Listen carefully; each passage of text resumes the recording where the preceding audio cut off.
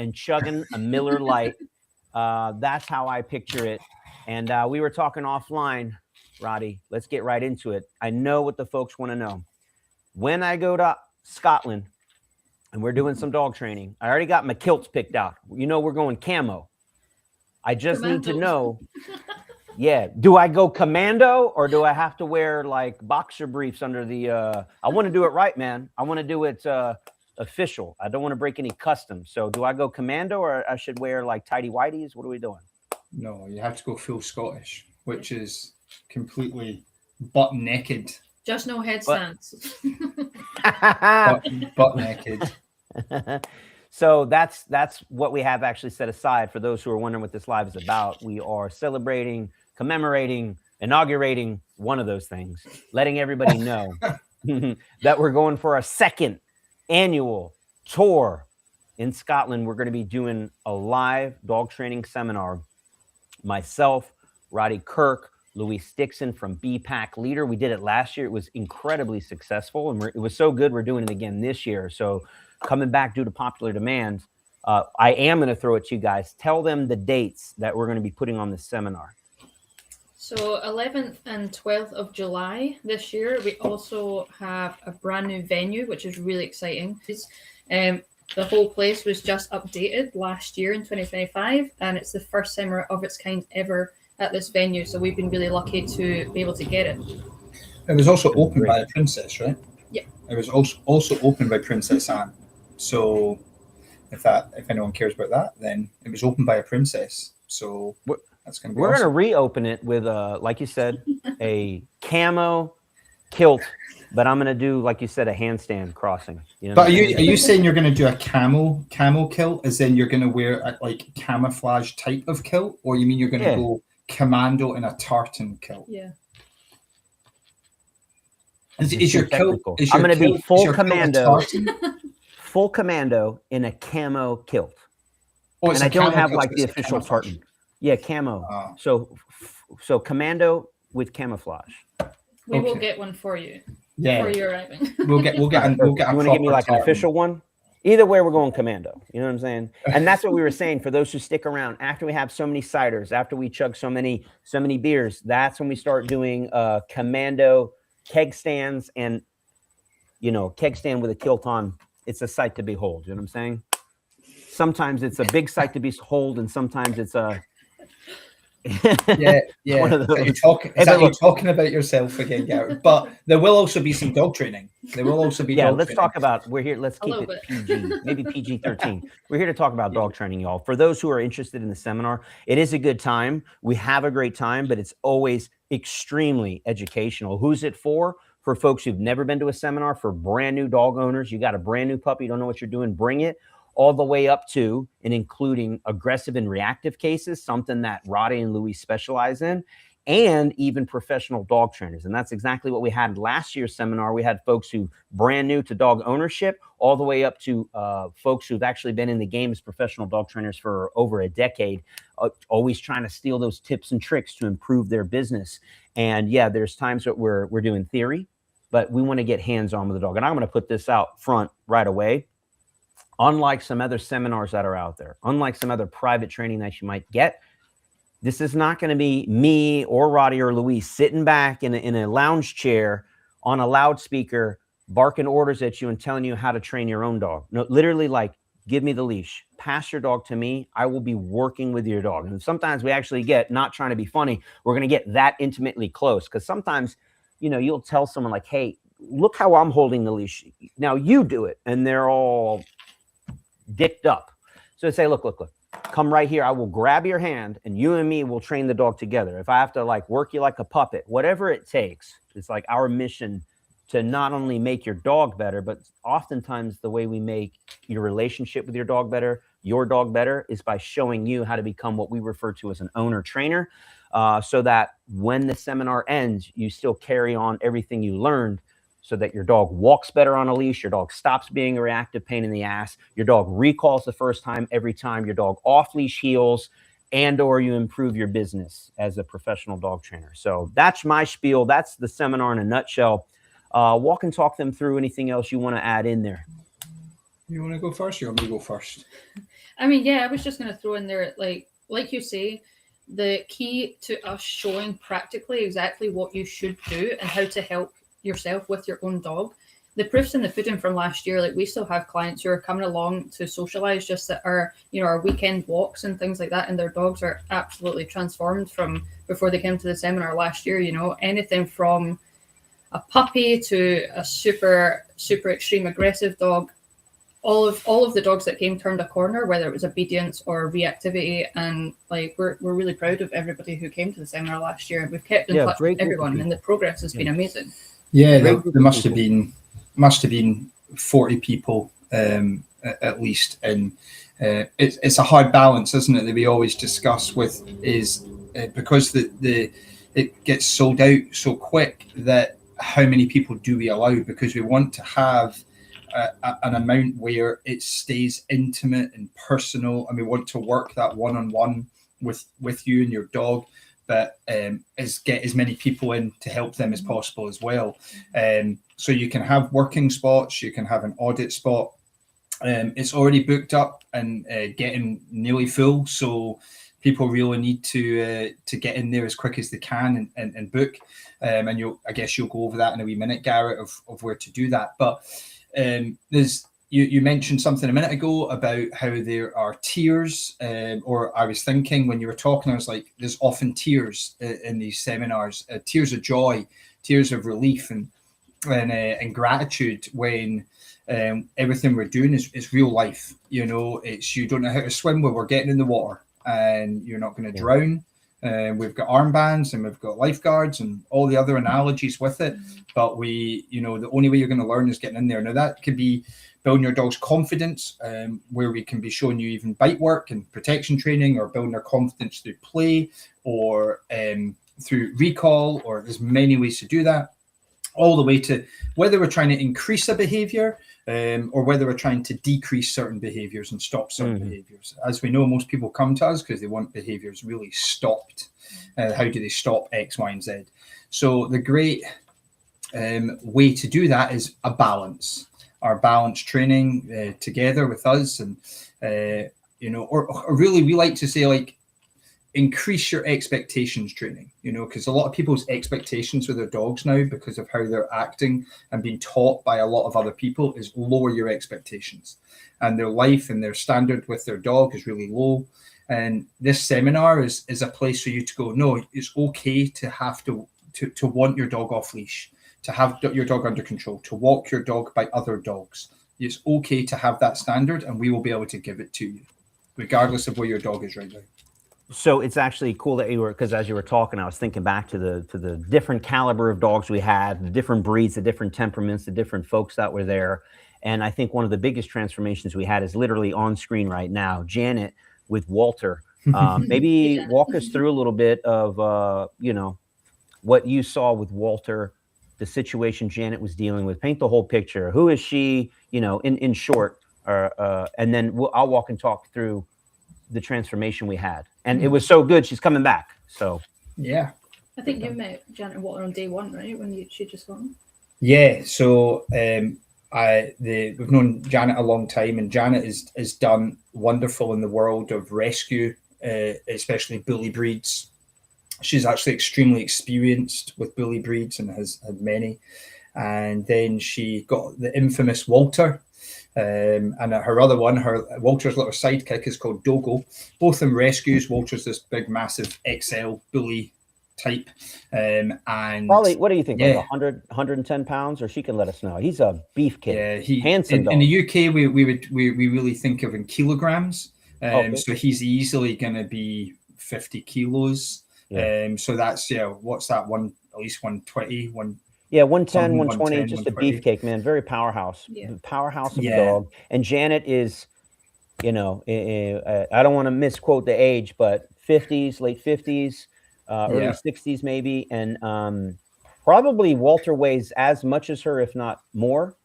And it's and he was we've dealt a lot, for example, with fighting dogs, and he was at that, he's that level, of he wanted to annihilate a dog.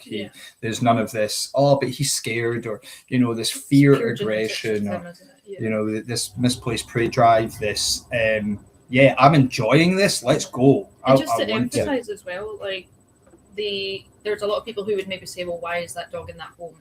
Well, obviously, most people will know we had a few years ago this XL bully ban all over the UK, and yeah, it was really sad, but Walter had no other option. Janet did really well at rescuing him, so there is no other option, and now legally he wasn't allowed to be rehomed or passed to anyone else, so she had no option but to help this dog and to transform his behavior, because they both couldn't live the way that they were living, you know, with his behavior. So she's done amazing. And so we went through the process. We had done a session with Janet, and then just worked very closely with her and got him to a stage where she could walk him outside in public, but still, of course, getting this closer to a dog, he would just be like, let's go.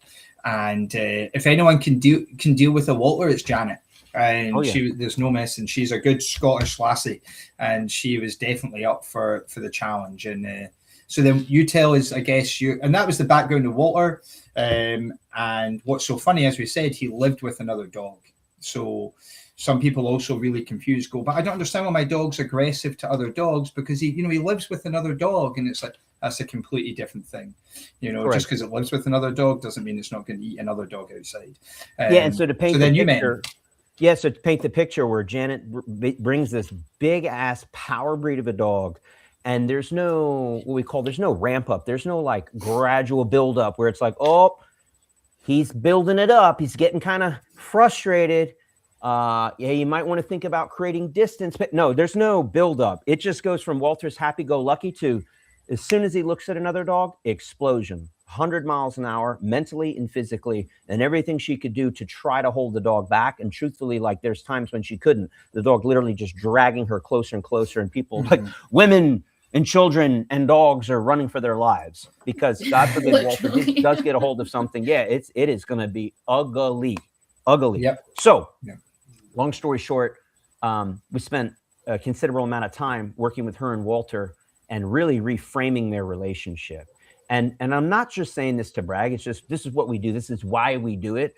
Talk about a complete 180, complete black and white transformation from Walter being just, big dick swinging to looking at her as yes man. He went from being like general badass to a perfect, well-behaved soldier, respecting her maybe for the first time in his life. And all it took was just a touch of tough love, just a touch, just a couple small tweaks in how she manages him. And for those who might be wondering, like, what does it entail? Look, I can't condense an entire weekend-long seminar into this. I mean, we could spend a couple hours talking about just Walter and Janet and the transformation, but suffice it to say, if we wait till the dog blows up and then we try to fix it, that's not actually, you can absolutely do things to address that. But actually the secret sauce is like the little things you do just in the day-to-day life with Walter, so that he doesn't even think about acting a fool. And I'll just give you a human example, if I may. Do you wait until your teenage kid sneaks out of the house, does some high-level bad narcotics, like smokes crack, then jumps into a stolen car and does a drive-by shooting and kills somebody? Is that when we pull the kid to the side and have a chat with the kid and say, like, we might want to talk about how you should consider changing things in your life? No, the argument there is it's too far gone. It's too little too late. And I'm just telling you this from the background as of being a police officer. Like, there's a point in time where it's like, you want me to fix that? Yeah. How about we roll it back, and it's the same with your dog. So y'all can write this down if you want. Not Roddy and Louise. Everybody who's watching, who's dealing with a dog that has issues. How about we take that same example with the kid and go, hey, have you brushed your teeth today? Did you clean your room? Have you done your homework? Can you sit politely at the table? Can you help the little old lady cross the street? These little things that happen in the day-to-day, and then we're setting that kid up for success so that we're not even dealing with the big stuff. And so that's actually kind of the secret sauce. One of the things we worked on with Janet and Walter was like, hey, how do you just walk him on the leash when there's no other dog around? How do you load him in and out of the car? How does he sit? How does he down? How does he listen to you in just everyday life? Because if he can't do the little stuff right, which he wasn't, then don't expect him to listen to you at the worst of the worst moments. And so really what it comes down to is do the small things, fix the small things, and you don't have to deal with the big things. This is just one of the secret sauces we did. Now let's switch gears. We had someone ask if we're going to be doing any other, we'll be coming, let's see, will you be coming to any other parts of the UK with seminars in the future? So I think the weekend before Edinburgh will be in Belfast, Ireland. So check the website. There's a link getting thrown into the chat. And then let's throw another question to you guys.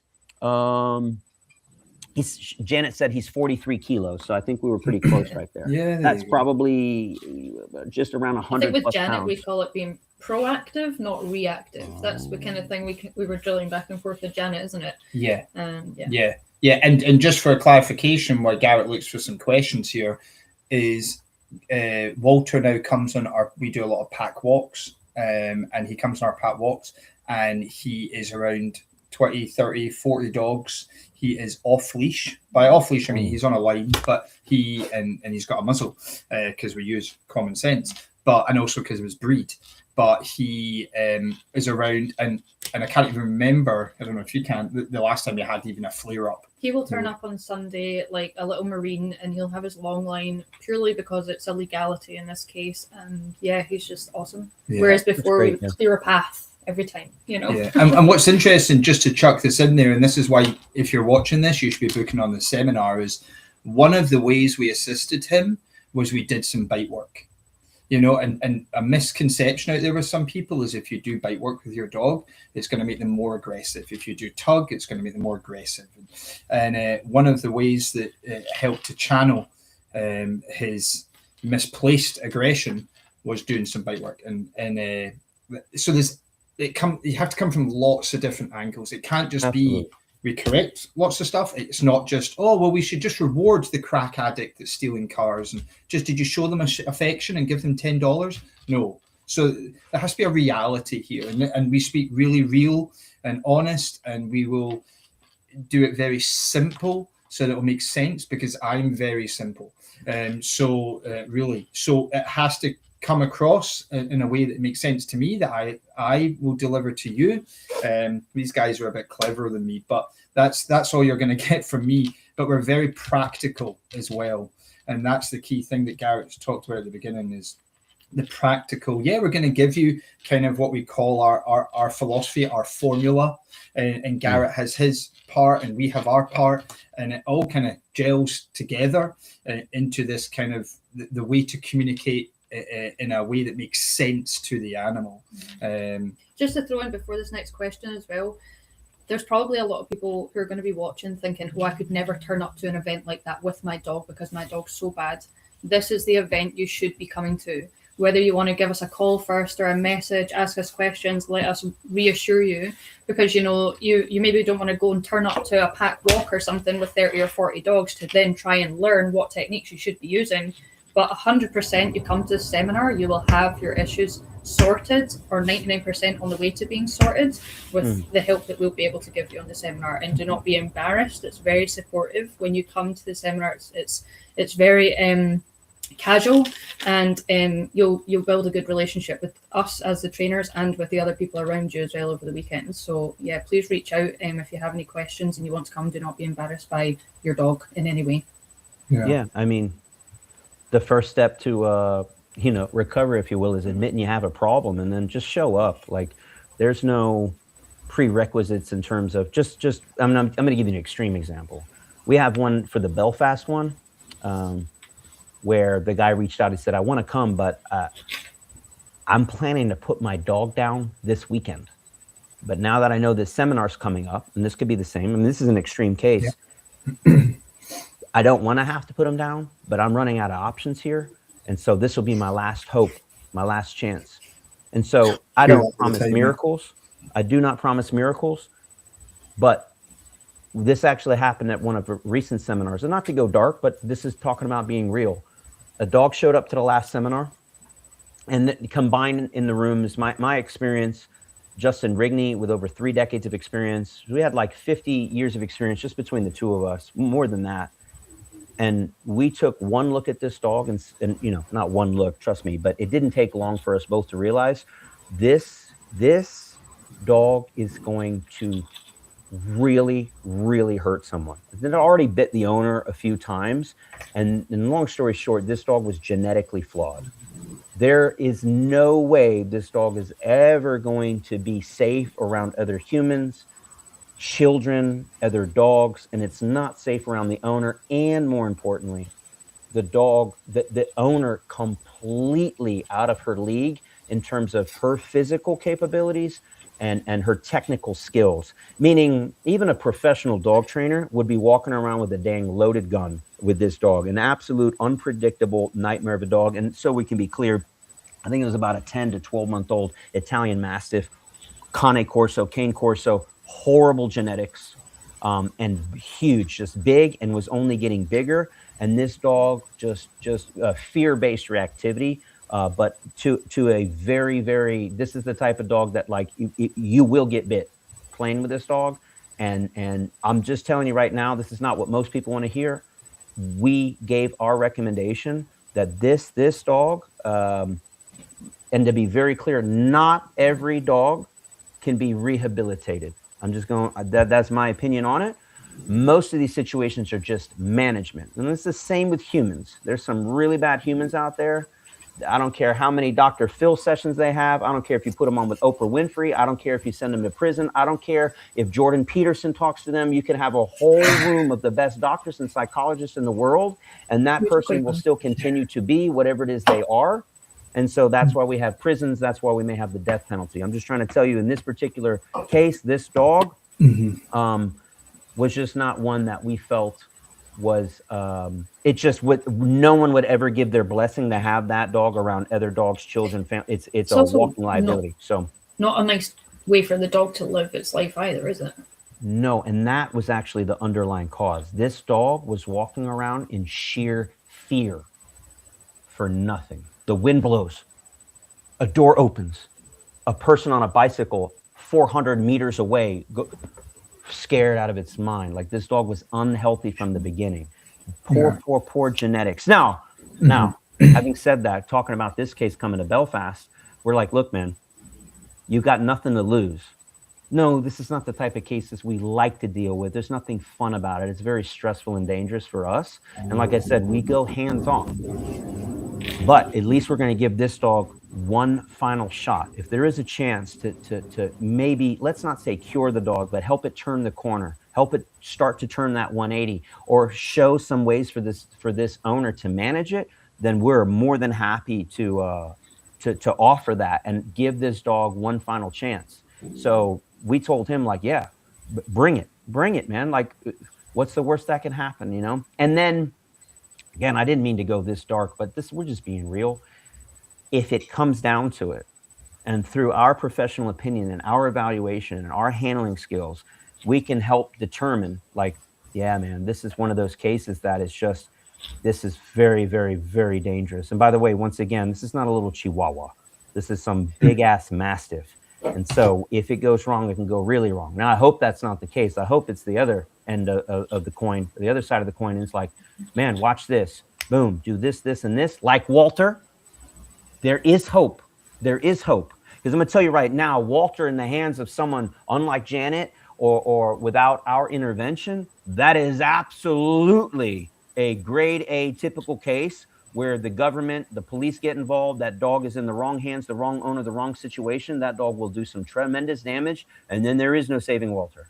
So anyways, it's just one of those things. Let's get off this horrible topic. I want to switch to something more lighthearted. There's a gentleman, Robert, who's in Glasgow, which is what, like 2 hours away from Edinburgh? Like, how far away? Like an hour, yeah. An hour. So the east coast of Scotland, in the centre is Edinburgh, and the west coast is Glasgow. So, so he's like us. Yeah, it's kind of like I'm from the west coast. She's from the east coast, and we cover Glasgow. We're there like almost every day. So, yeah. Well, this is what Robert said. In addition, I love the channel. If I had the spare cash, I would definitely be coming with my 1-year-old GSD. We actually had like a 1-year-old GSD at the last one. We'll talk about breeds in a minute, but what do you have to say to Mr. Robert, who's saying, man, you know, I don't know if I can afford it. I don't know if it's worth it. Whether it's Robert or somebody else thinking about that. Yeah, I mean, should we? I would say you cannot not afford to show up. There you go. Can you afford not to? And yeah, can you? afford not to? Because let me tell you, man, the cost for this seminar is nothing in comparison to the vet bill. If your dog does something silly, run out in the traffic, get hit by a car, eat something it's not supposed to, get in a fight with another dog, God forbid, bite somebody. I'm not saying you have a vicious dog, but even if your dog's super freaking friendly, if it jumps on the wrong person and grandma falls down and breaks her hip, like dogs, untrained dogs can be very expensive, whether that's chewed up shoes, chewed up furniture. How much did your couch cost? How much does grandma's hip replacement cost? How much does that surgery cost because your dog did something stupid? All of which could have been prevented with just a little bit of oversight, maintenance, going to a seminar so you have badass obedience, etc. By the way, how much does it cost you both physically, financially, and your ego when your dog pulls you down the street and you do this face slide on the concrete, and everybody watched you wipe out. So I don't know how people live with untrained dogs. You have the option as well. Like what's great is on the website, and it's been in the chats, and it's on DIYK9.com. And look at the seminar. But you also have the option to pay up. And there are like Klarna and other options there and PayPal and things like that. People can do that. And the price for getting 2 full days and a pat walk for the price you're getting for the seminar is, okay, money is money, but it's really cheap. And for you're not gonna, what we show you, you're not gonna get anywhere else. It is just reality. This general standard of dog training is really, really bad in the UK as a general. So you're going to pay a lot more, not just in things that can happen wrong, but also where you read other gimmicks and buy this plug-in, or you're buying newspaper to put over your windows because that's what trainers tell you to do, or to buy another new crate, or to buy another baby gate, because if you don't do this, you're going to live a life of management and avoidance, and that's going to cost you a lot more money financially, but and not even to mention the mental and physical health in yourself and your dog. Well, most people that end up coming to us a lot have been to 2, 3, 4, 5 trainers before us, whether they're, let's not get too much into it, but the purely positive crowds or otherwise. But people do get to the point where you waste money on these things, and the seminar, for the amount of knowledge that you're gaining, in my opinion, it's quite a bargain, because you're getting all the theory, all the foundations, all the learning from all the trainers, and you're getting your hands-on experience with us, with your own dog. Plus, remember, you get to watch the situation with everybody else's dog as well, if you choose, because you get lunch and you get breakfast and lunch, that's the selling point, right there. And also that's included. And you we turn it into a weekend. Like, it's really we yes, it's serious, and we want to help you. We help you change your life, but it's also, we're really relaxed with everything. We go out at night and have dinner. We chat, and we spend all our time together. We really try and make it a holiday. So it is just a great time. There's Janet, for example, did it last year. Walter and Dodo are doing amazing, but guess what? She's back again because she's like, well, I just want to maybe change this little, or how can I do this, or just because I want to be part of it and be part of that environment that I'm supported. Yep. And we had a question, or they mentioned it, actually was mentioned a few times, that people would love to see how we did the transformation, what we talked about. Everything we did with Janet and Mr. Walter is actually inside of our aggression and reactivity playbook. He's just one of the case studies we did. So if you are interested, please check that out. Can't recommend enough for dogs that have resource guarding issues, fear reactivity issues, reactive on the leash, dominance issues, you name it. Basically, any type of bad dog scenario, whether it's barking, lunging, biting, being just a complete ass clown, the aggression and reactivity course. And again, like any of our courses or memberships, we're always in there supporting you. Unlike all these other jokers out there, like, here, watch a video, it'll solve your problem. You got a question? Yeah. I can't help you. No. That's not how it's done, because every situation is different. Every dog is different. And so that's what we specialize in, where we can do our weekly live calls like this, answer every question. And then, of course, my team's in the comment section, making sure me and my team and my coaches and my trainers are in there providing that support. And we're doing a new thing where we're going to also be crowdsourcing this in our community, so that folks like Janet, or folks that have dealt with those issues, that have taken our courses and have had success, you can hear it from them, and they can support you on your journey as well. So you're not just hearing it, just from me. Sometimes you need to hear it 2 or 3 or 4, 5 different times from different people to make it happen. So, so that's it's good for it's good for the people over here as well. So if you're in the UK, someone mentioned they're in Blackpool. They're like, oh, can you come to Blackpool? Blackpool is not far away from Edinburgh. They can easily drive. It's not you can get a train. Blackpool isn't that far away. As well, we have our website, bpatleader.com, so you can do things online, etc. with Garrett. But also remember, we're here in Scotland in particular, but the UK here to help as well. So you've got so much support, and even if you come to the seminar and that's your starting point, and realizing and opening up this whole other world to you that you maybe didn't even know existed of support, that's what we're all here for. And we had another question. I'm looking for it, but where is it? All different kinds of folks, different dogs. Can you remember all the different breeds we had there? I mean, from the smallest was maybe like 10, 15 pounds up to I think we had about 150, 160 pound Borbal. So all ages, all breeds, all issues, all temperaments. And all different, and people came from all over the world as well. And we came, it was in Scotland, but we had people coming from California, from many countries in Europe, from Canada, from other parts, from Romania, from Ireland and England, as well as obviously the people in Scotland. Mm-hmm. So it's just great for you to and then loads of different breeds. So I remember there were Spaniels, Borbals, bully types, boxers, coursers, boxers, working line shepherds. It's not just about aggressive, big, scary, badass dogs. It's everybody. So pet dogs, puppies. If you're a groomer and you want to know what to do and your doodles are biting at you, like, it's perfect for everybody. Yeah, or this dog's scared of fireworks, or it could be anything. Or you've got a puppy and you go, I just want to bring it up the right way. Just going down to Lex, who's got the wolf dog, you should be coming. If your wolf dog is terrified of everything, you should come. There you go. Yeah. So you and don't be pulled into different breed specifics. So for example, if you have, for example, a husky or a beagle, for example, there are classics where people go, you can't let them off leash. They can't be off leash dogs. And you've got an Akita. You've got there's total misinformation there. Doesn't matter what breed of dog you have and what issue you have, or if you just want to start bringing it up the right way. Yeah. This seminar is going to tick every box for you. Perfect. And then someone said, it's someone from Madison. It's kind of covering your faces, but we are coming to Edinburgh. We are bringing our Roddy X Doberman, so Roddy Doberman mix, and we can get him to bark on command. So need help with this. We can or can't. Let's find out. Then we have a 1-year-old GSD who we would like to explore how to e-collar condition to give freedom like our others. So something about barking on command, but let's talk about e-collar conditioning and the freedom that dogs can get from that. Yeah. So we're actually seeing in the UK in particular. Here's a good one. We used to have kind of this divide, if you care, listening, of this kind of balanced community that agree with yes and no. There's many ways to do that.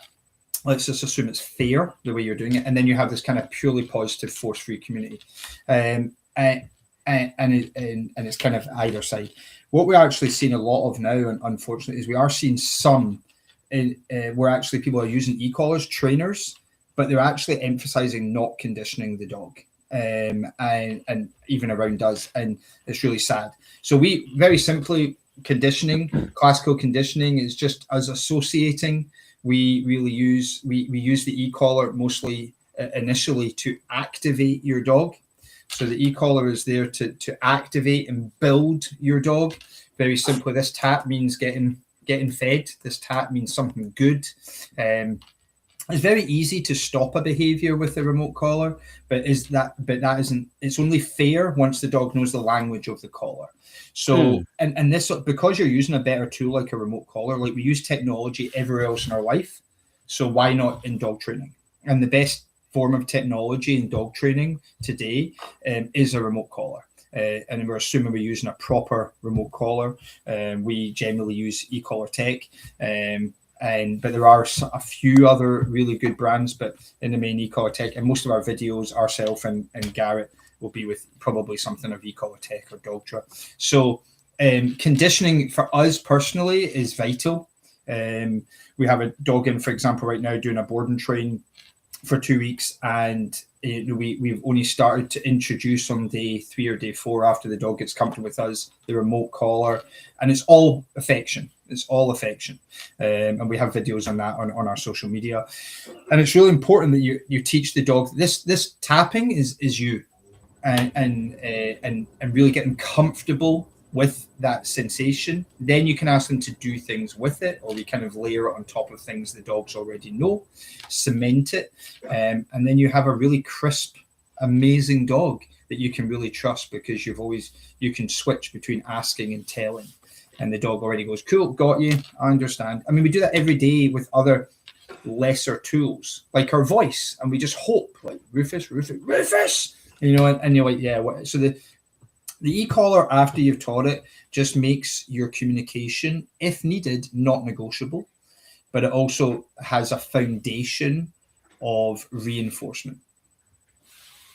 And there's something else too for folks that maybe we didn't even talk about this yet. We're talking a lot about the breeds you can bring anything, bring everything. We're always up for a challenge. Yeah, we want to balance it out with everything from puppies, basics, recalls, the fun stuff. And of course, there's inevitably going to be some reactive dogs there. So 2 things I want to talk about, because it was brought up earlier. First one is safety. Safety is always our number 1 priority. You're dealing with professionals here. The last thing we want is anyone getting hurt or any dog getting hurt. That's just simply not allowed to happen. We have tons of safety measures in place. Only 1 dog allowed out at a time. You bring a crate, all the dogs are secured. Obviously, we're there. We can read the dogs, all kinds of things to make sure everybody is safe. Even when we bring out a very tough dog, we have to put muzzles in place, etc.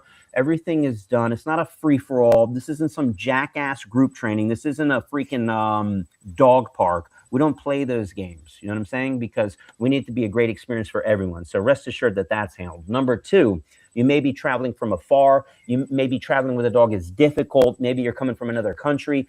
You can still attend in a spectator spot. Not only is it more affordable to come as a spectator, you're going to walk away with the same knowledge as everyone else, because you're sitting there watching us. And if you want to get involved, by all means, you can get involved. We even do human training. In fact, we find the best way to teach people how to train dogs is to show them how to train a human through the same communication we use from human to dog, which includes the leash, which includes markers, which includes food luring, which includes e-collar. In fact, one of the most favorite things that I like to do, and I think people get the most out of, and we will be doing at this seminar, like we always do, is putting e-collars on humans, those who want to volunteer, and showing them the proper way to use the e-collar. And the best way to do it is to literally put the same exact equipment on them and walk them through the paces. Let them know what it feels like. Let them see what it means to be properly conditioned. That we do it with every single owner of dogs that finish our board and train program. We do it inside of our courses we show you. And this is not to brag, but I have yet to have someone disprove what I'm about to state, which is I don't think there's any human on the planet that has felt more e-collar stims on them than me. Like tens of thousands of e-collar stims. Let's go. And I don't mind. Like, I've taken the biggest hits of them all. I don't ever want a dog to feel something that I haven't felt myself, number 1. Yeah. And I also don't think there's anybody else on the planet that has delivered more stims to humans than myself, because, like I said, not only do I do this for a living, but every single dog we've ever trained that goes home, that e-collar goes on every single person in that household, even including young kids as young as 6, 7, 8 years old, of course, with their parents' permission. And then, of course, the way we show it, literally the kids are lining up going like, I want to go next, because we make it fun. We are incorporating, just like we would do with a dog or a puppy. We pair low-level e-collar stimulation. And this blows people's mind. They think the e-collar is just a hammer. It is not a hammer. It can tickle. Absolutely, it can hammer, but it's just like a hand.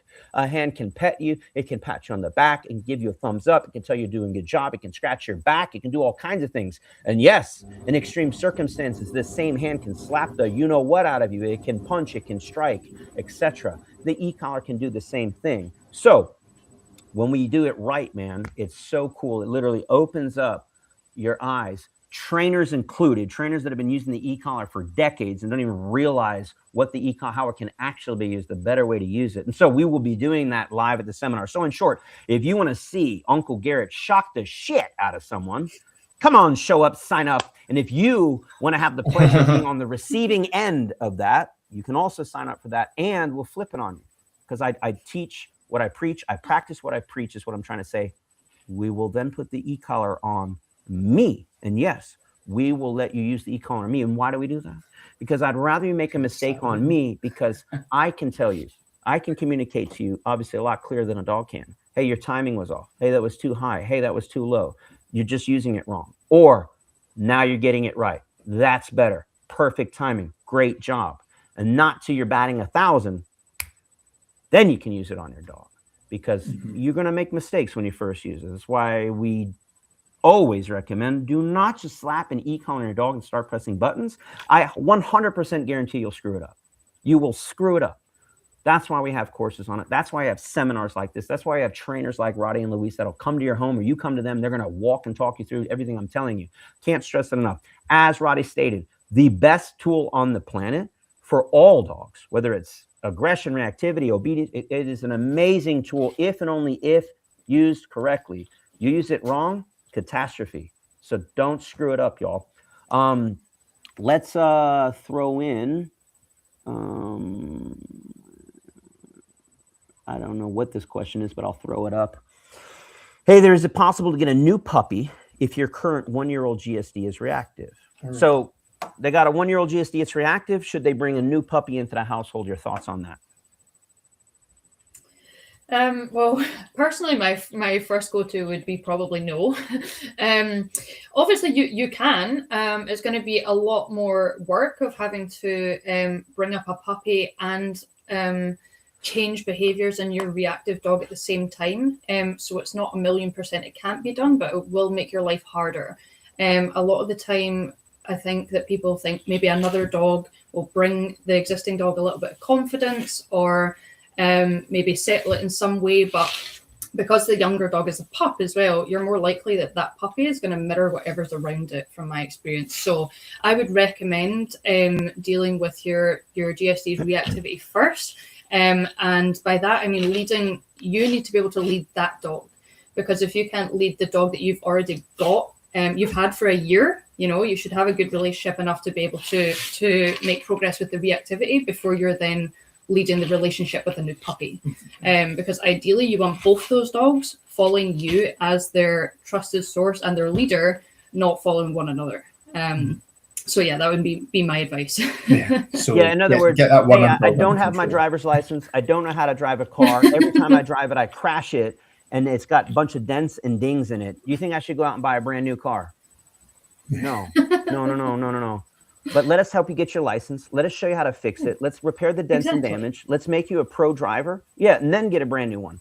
Absolutely. We will even help you we'll even help you pick a puppy after that. Yeah, exactly. And again, like, that was right for you. It's not to plug, but it's like the answer is there. Our aggression and reactivity playbook course is right there at your fingertips. Like, it is the best course on the entire planet to help walk and talk and solve all your aggression and reactivity issues. And again, we have the support along with it. It's just, that's why we created it. So it's there, or attend the seminar, or reach out to trainers like Roddy and Luis, like get the hands-on help you need. You're flying blind out there without it. And you know what? I'm going to switch gears because this is fresh to me.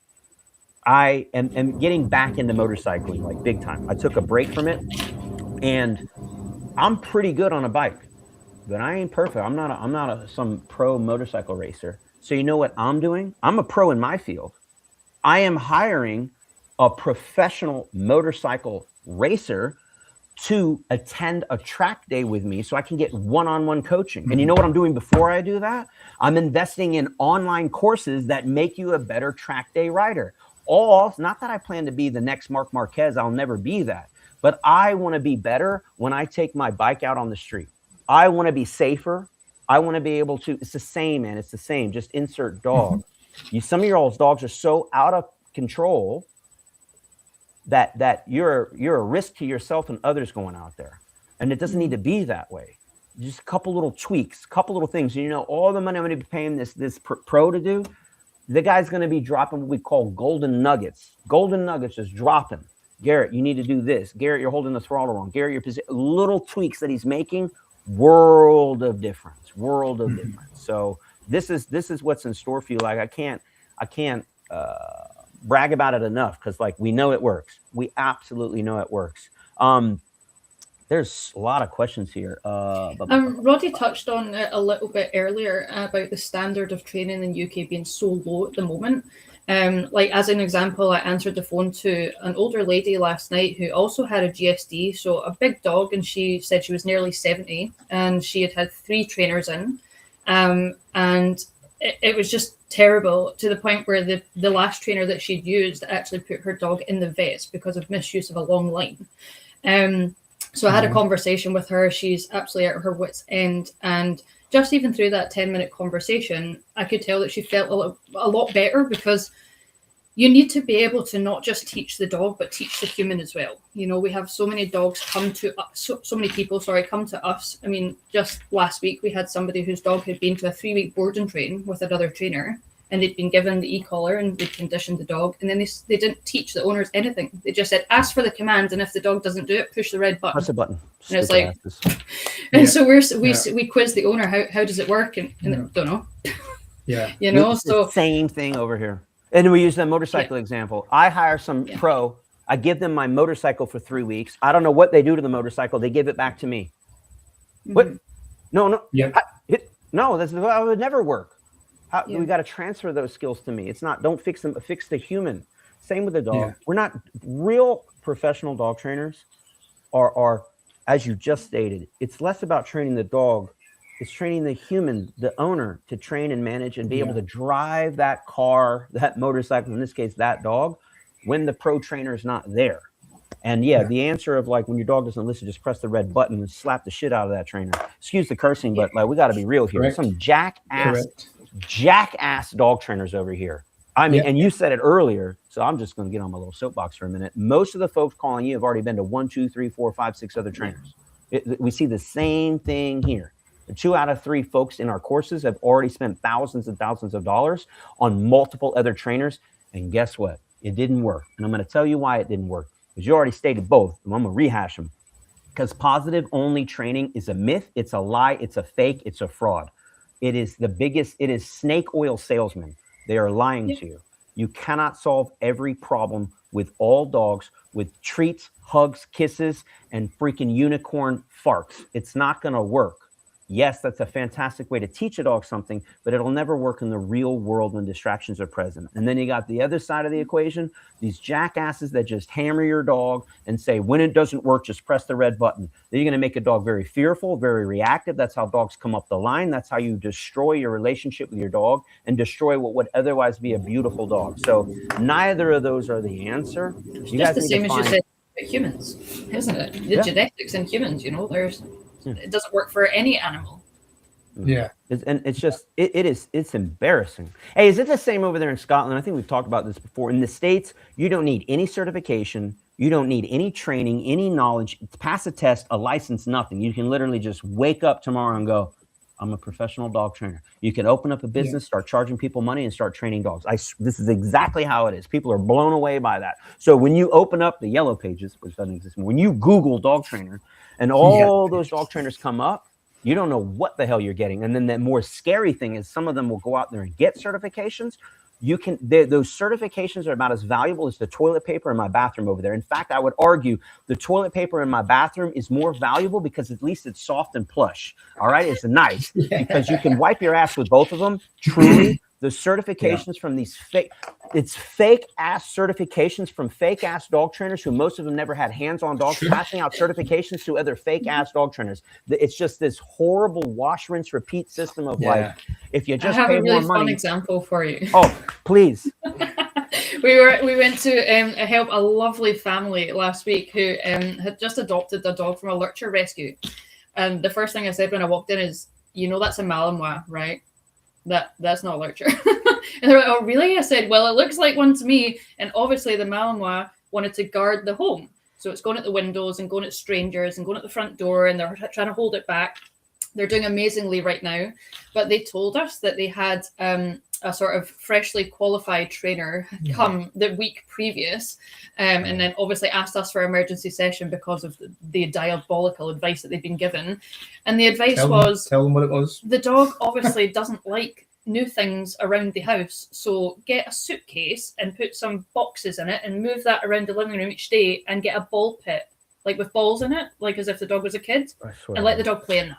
Yeah. Anyone comes in, you know, and put the dog in another room, put it in its ball pit. And then the trainer walked out of the door going, "Don't worry if it takes a while. My dog's the same when someone comes in. I just put her in another room." Yeah.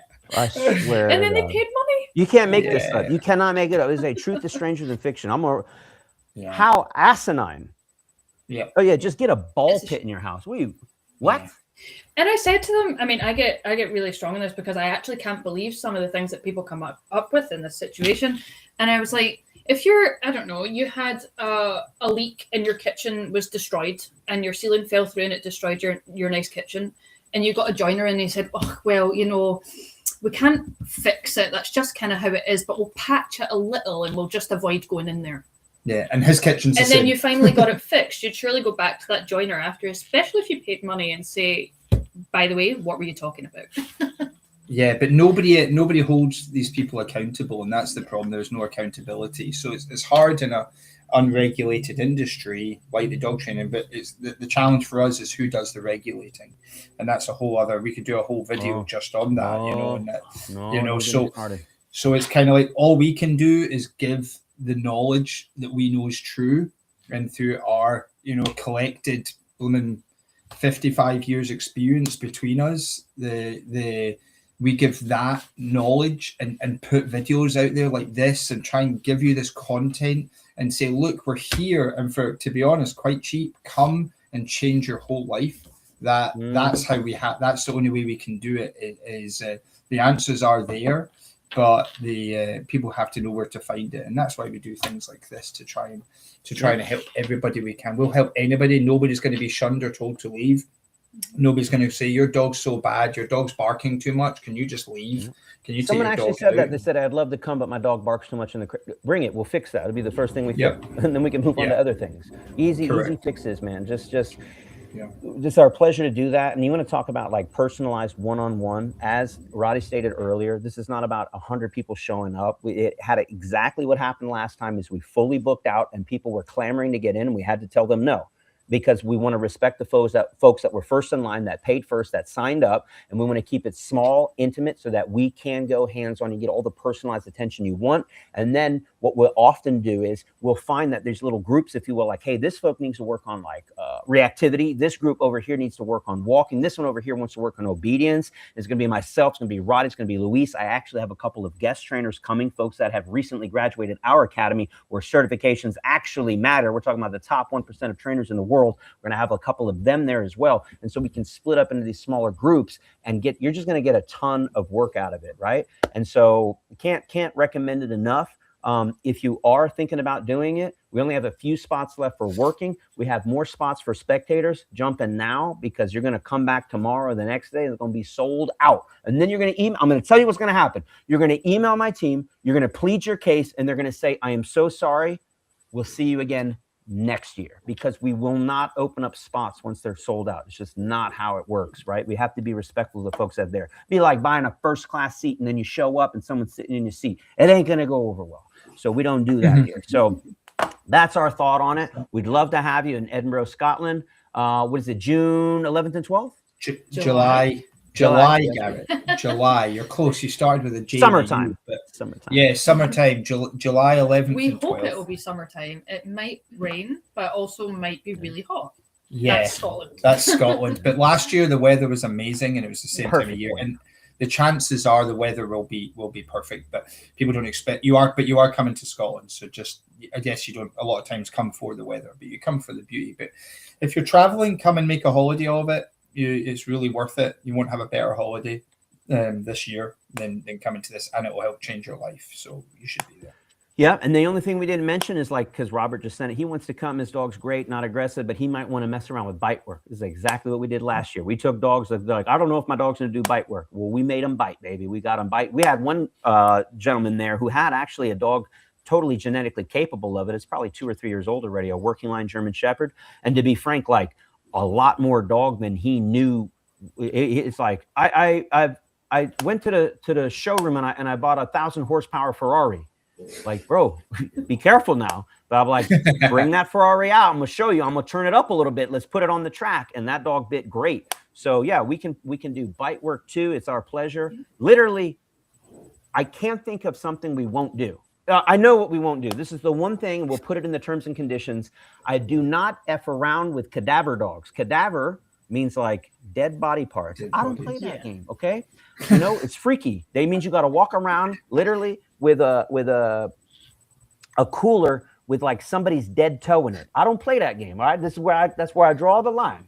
I'll teach you how to search for anything else. We can do tracking. We can do bite work, but I draw the line at like, you know, let's not go creepy, but cadaver dogs, it gives me the heebie-jeebies. All right. I don't mess with that. So everything else flies, baby. Everything else flies. But again, a big thank you to Roddy and Luis at BPAC Leader, Edinburgh, Scotland. I'll be there. My team will be there. We're going to have a great time. And be there or be square. I know we've already been asked. We're going to film it and make it virtual. No, baby. This is private. This is intimate. This is not talking to the camera. This is working hands-on, one-on-one with you and your dog. Be there. Be square. I hope you guys show up. Again, spots are extremely limited. They will sell out just like they did last year. So don't hesitate. And then we do not release, you know, oh, where's it going to be? Man, you got to sign up, baby, because we're not going to let the weirdos come and ruin a good time. And we also don't want people showing up that didn't pay to play. Any final words, Roddy and Luis, before we sign off? Yeah. The seminar venue, like you said, is not disclosed until you buy your ticket. But just for reference, it's about 30 minutes from the city centre of Edinburgh. So very easily accessible by car or public transport or whatever. But if you have any questions, just message us. Yeah, it's a beautiful location. You've obviously got Garrett's details, but you can also, if you want to know anything more, or if you're in the UK in particular, get in touch with us on one of our social medias or on our website, bpacleader.com. Everything is via BPAC Leader, and you can get in touch with us and we'll answer and help you out in any way that we can. We want you to be there, and we'll try our hardest. And that's what we did last year. We created a private WhatsApp group with all the trainers on it, myself on it, and to start the conversation flowing. Introduce yourself. Tell us about your dog. Tell us what you want to work on, so that we were all prepped and prepared. So when you showed up and just giving you all the details you needed, best places to eat, best places, all like it's going to be very much a 5-star experience. White glove service is what we do here. That's why we keep it intimate. That's why we're the best. And thank you all so much. Roddy and Luis, thank you all for coming, watching, spending your time with us here. Looking forward to seeing you in Edinburgh, Scotland. Check out DIYK9.com. The link's in the description here or the description below. And if you got any questions, please reach out, email our team. We'll be happy to help you out. And speaking of out, we're out. We got dogs to train. We're out, baby. Thank you all so much. See you guys. Thank you.